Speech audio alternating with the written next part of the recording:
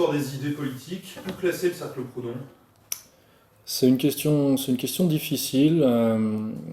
Donc toute la thématique était de démonter la thèse de Sternel, qui était de dire que le cercle Proudhon était à classer au niveau du fascisme, donc du préfascisme, enfin par le préfascisme. Et parce que dans mon mémoire, par exemple, une fois démonté cette thèse, une fois, comment dire, prouvé scientifiquement, entre guillemets, que le cercle Proudhon n'était pas assimilable à quelque chose de préfasciste ou fasciste, il faut bien quand même essayer de classer ça, de classer le cercle Proudhon. Donc j'ai tenté cette classification et j'ai assimilé le cercle Proudhon à la révolution conservatrice.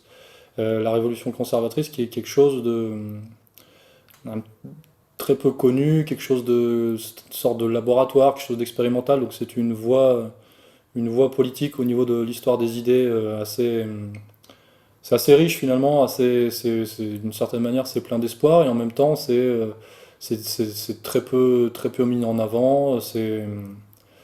C'est, enfin bon, c'est intéressant de travailler là-dessus, mais pour expliquer un petit peu comment j'ai procédé, déjà par honnêteté, je dois dire que je me suis basé c'est vrai, sur le texte de Soral qui est dans l'ouvrage, quelle alternative au monde bourgeois, puisque ça m'a aidé pour classer le cercle Proudhon, puisque la méthode en fait dont j'ai usé, ça a été de dire, bon, le cercle Proudhon, c'est pas du préfascisme, c'est pas du fascisme, mais qu'est-ce que c'est? Et aussi par là de dire, mais qu'est-ce que ce n'est pas?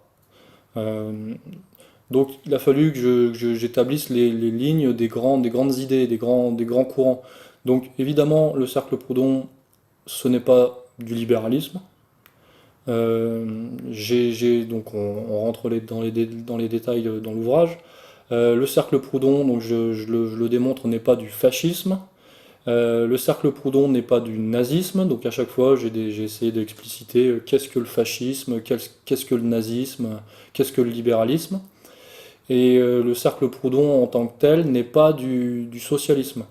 Alors bon, sans rentrer dans les détails, pour le fascisme et le nazisme, toute la rhétorique était de dire que enfin, que le fascisme et le nazisme, s'ils ont tenté d'être des dépassements de la civilisation bourgeoise, ce qui était ou ce qu'aurait pu être le cercle Proudhon, euh, le fascisme et le nazisme ne l'ont pas été à cause de leur compromission dans les faits, hein, c'est vraiment au niveau épistémologique, avec le capitalisme bourgeois, c'est-à-dire avec la grande bourgeoisie industrielle, les capitaux, les banques même internationales, de, de Wall Street et compagnie. Donc, ce qui fait que par les faits, par l'expérience, le fascisme et le nazisme ne, n'ont- ne peuvent pas être pris comme des alternatives à la civilisation bourgeoise, ce dont se revendiquait le cercle Proudhon. Et il restait le socialisme. Pour le socialisme, donc le cercle Proudhon, c'est pas du socialisme pur, mais pour le socialisme, il a fallu que je refasse un petit peu l'idéologie du socialisme, et donc de dire qu'est-ce que le socialisme à la base, qu'est-ce que ça a donné dans l'histoire, donc les premiers syndicalismes, syndicalisme de compromis, syndicalisme révolutionnaire, qui engendre la les sociaux-libéraux, le Parti socialiste, le communisme, hein, puisque la révolution de 17 va se rajouter un petit peu à tout ça. Donc le cercle Proudhon, c'est pas du communisme. Et finalement, j'en suis arrivé un petit peu avec ambition à classer le cercle Proudhon dans la révolution conservatrice et à classer elle-même la révolution conservatrice dans une espèce de troisième voie socialiste. Et en fait, on peut dire que la révolution conservatrice, c'est une troisième voie au niveau du socialisme, c'est-à-dire entre le syndicalisme révolutionnaire et le syndicalisme de compromis, peut-être encore autre chose, ou peut-être même une troisième voie, c'est-à-dire une troisième voie à un niveau supérieur, entre le libéralisme, le socialisme, et peut-être même autre chose qui serait la révolution conservatrice. Mais la révolution conservatrice, c'est que c'est une voie expérimentale et ça nous donne beaucoup de travail finalement. Il y a beaucoup de choses à dire là-dessus et on continuera à creuser. En tout cas, c'est quelque chose de très intéressant. Comment pourrait-on définir le courant de la révolution conservatrice? Eh bien, si je dois donner une définition de la révolution conservatrice, je dirais que c'est quelque chose qui recherche une forme nouvelle de société, le tout en s'appuyant sur des valeurs spirituelles, donc en l'occurrence souvent traditionnelles, et qui a dans sa conception une forte valorisation de l'organisation sociale. Donc c'est quelque chose qui est hostile à la révolution de 1789, donc à l'idéologie des Lumières, à l'idéologie bourgeoise. Par contre, ce ne sont pas des restaurationnistes, ce ne sont pas, et de la même manière que ce ne sont pas des communistes. Donc c'est quelque chose qui essaye de dépasser la société, le modèle politico-social moderne, en créant un nouveau modèle de société civile et politique. Et donc c'est une tentative de dépassement de la civilisation capitaliste moderne. Et d'une certaine manière, si je voulais être un petit peu polémique, donc, puisque la révolution conservatrice c'est quelque chose d'assez embryonnaire, c'est expérimental, c'est un laboratoire, mais au vu de cette définition, si je voulais être un petit peu polémique, je dirais que le fascisme et le nazisme peuvent être finalement des révolutions conservatrices qui ont échoué, parce qu'elles avaient dans leur... le fascisme et le nazisme avaient dans leur éthique cette volonté de dépassement de la civilisation capitaliste, en se revendiquant de certaines valeurs. Enfin bon, par exemple, le nazisme, ils vont chercher très loin, hein, puisque ça remonte à la race des seigneurs, on peut remonter. Et par exemple, dans le fascisme, il y a cette espèce d'organisation, de prétention sociale. Voilà. Mais ça, c'est quelque chose à creuser. Euh, donc le fascisme et le nazisme ont échoué, finalement sont devenus des expériences de fait, et donc ne peuvent être assimilées à la révolution conservatrice. Et maintenant, est-ce que ce sont des révolutions conservatrices qui ont échoué, ou est-ce qu'on les a fait échouer? Est-ce que justement c'était pour contrer peut-être est-ce qu'on les a montées pour créer un un modèle justement qui contre le modèle de la révolution conservatrice, une sorte de contre-modèle? Ce sont des questions qu'il faut se poser, des questions intéressantes. Bon, pour revenir à la définition de la révolution conservatrice, la plupart du temps, il s'appuie sur la culture antique. C'est quelque chose qui revient sur... Enfin, je veux dire, quand on parle de valeurs spirituelles et de valeurs traditionnelles, c'est souvent quand même la culture antique ou le christianisme. Ce sont souvent... mais le tout emprunt aussi d'idées novatrices au niveau... c'est-à-dire que c'est un socle en fait. Les valeurs spirituelles sont un socle pour construire quelque chose de nouveau au niveau philosophique, politique, même au niveau artistique, au niveau architectural. Voilà, donc comment dire, il y a beaucoup d'espoir dans la révolution conservatrice, et c'est ce qui fait que c'est intéressant, et c'est ce qui fait qu'en même temps c'est un petit peu flou. Donc tout le travail, c'est de déblayer un petit peu tout ça, donc j'essaye de faire une petite part. Je sais que dans l'histoire, on assimile souvent la révolution conservatrice à une période stricte, une période historico-politique stricte, c'est-à-dire l'Allemagne de la République de Weimar, c'est-à-dire 1918-1933, avant l'avènement du chancelier.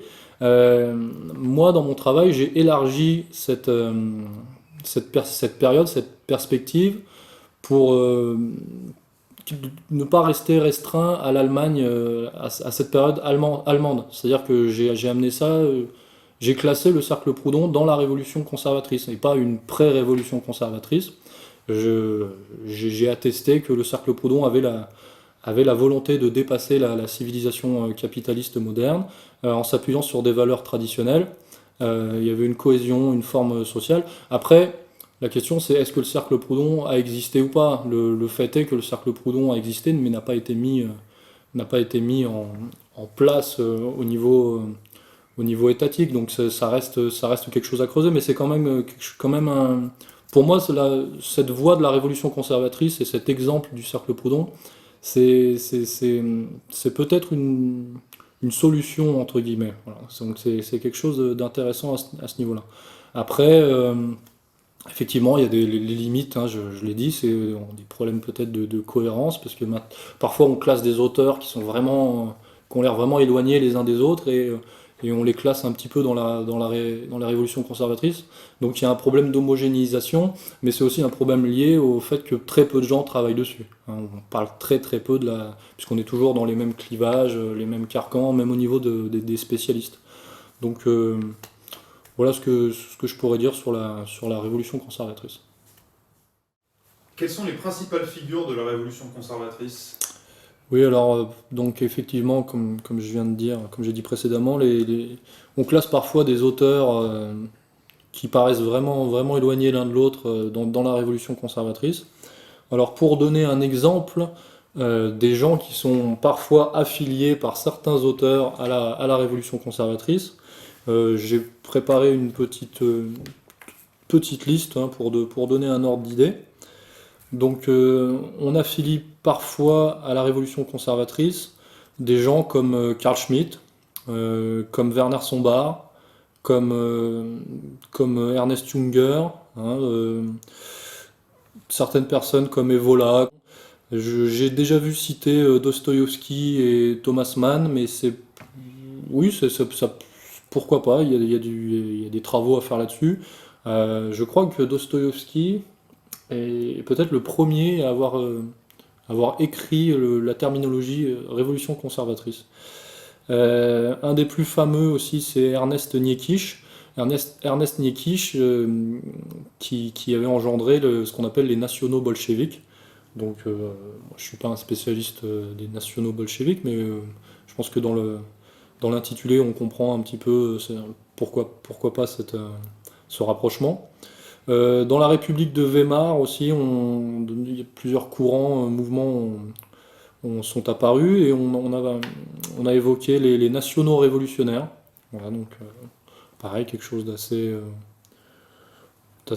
intéressant, ou le mouvement des jeunes conservateurs. Voilà, tout ça, ça a été un petit peu rapproché de la révolution conservatrice d'une manière ou d'une autre. J'ai même déjà vu Maurras, enfin certains auteurs classaient même Maurras lui-même dans la révolution conservatrice. Tout ça, c'est des travaux à faire, faits ou à faire. Moi, je ne vais pas discuter de ça, mais c'est pour donner un ordre d'idée.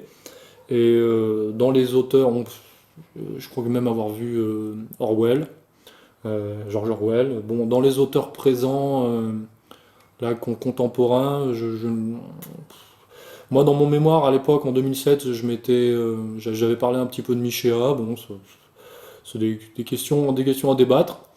Et puis, on va parler d'égalité et réconciliation un petit peu plus précisément maintenant. Égalité et réconciliation peut-elle être rapprochée de la révolution conservatrice? Je dirais que c'est pas à moi de le dire. Je pense que peut-être il y aurait des études à faire là-dessus. Après, c'est vrai que ER a une dimension un peu métapolitique aussi, donc ça serait intéressant. Par son slogan, gauche du travail, droite des valeurs, plus sa forme de néo-nationalisme d'une certaine manière, et aussi la question sociale, et puis le progressisme. Enfin, moi je trouve que c'est quelque chose d'assez progressiste finalement, ER, donc et une forme, un progressisme même par tradition d'une certaine manière, donc c'est intéressant toutes ces dialectiques. Le fait que ça soit transcourant, euh, qu'on joue sur la synthèse des antagonismes, c'est quelque chose effectivement d'intéressant qu'il faudrait creuser au niveau de l'idéologie, voilà, ce déplacement de la civilisation bourgeoise, du capitalisme, nouvelle forme de société, valeurs spirituelles. C'est assez à creuser, c'est intéressant. Après, c'est un petit peu du débat d'idées, et finalement, à ER, on n'est pas tant que ça là-dessus. Mais enfin, pour moi, la révolution conservatrice, c'est un courant. C'est un courant qui peut apporter des choses, c'est une forme d'espoir, en tout cas c'est riche, c'est intéressant, et ça serait pas, comment dire, ça ne me gênerait pas qu'on fasse ce rapprochement-là, mais je ne le ferai pas ici.